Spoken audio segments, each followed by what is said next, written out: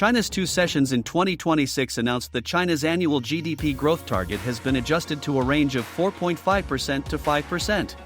After setting the annual GDP growth target at around 5% for 3 consecutive years, the target has been readjusted to a range in 2026. Looking purely at the figures, apart from the years when no specific target was set, the baseline target of 4.5% is the lowest in over 30 years. But is it really too low?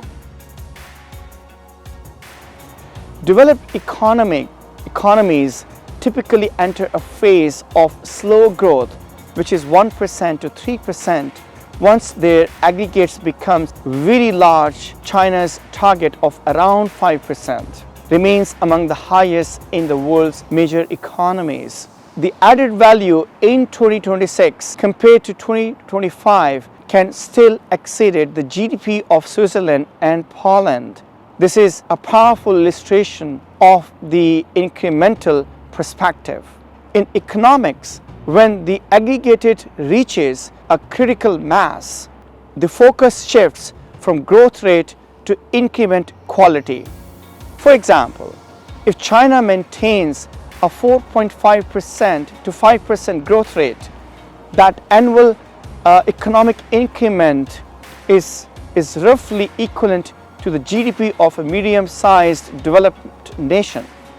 In the government work report, Chinese Premier Li Chang stated that the main considerations for setting this year's targets are two: reserve space for adjusting the structure, preventing risks, and promoting reforms in the first year, laying a solid foundation for better development in the future.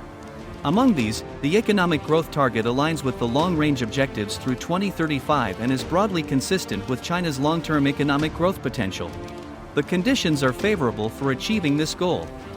The current external environment is complex, with issues such as geopolitical conflicts and global inflationary pressures. A prudent target builds a buffer zone against external shocks, enhancing the economic reliance. If the actual performance is exceeding the target, which is often cases like mostly, it boosts the market's confidence and significant that the economy is operating better than expected. In my opinion, the reduction in Chinese economy growth target is not a sign of the weakening growth measurements or momentum, but rather a rational adjustment in line with economic laws. It reflects strategic shifts from pursuing speed to pursuing quality. Because the base is so large, even a lower growth rate yields substantial increments occupying many developed countries. Because the focus is on quality, a more flexible target must be set for practical work, creating space for structural reforms.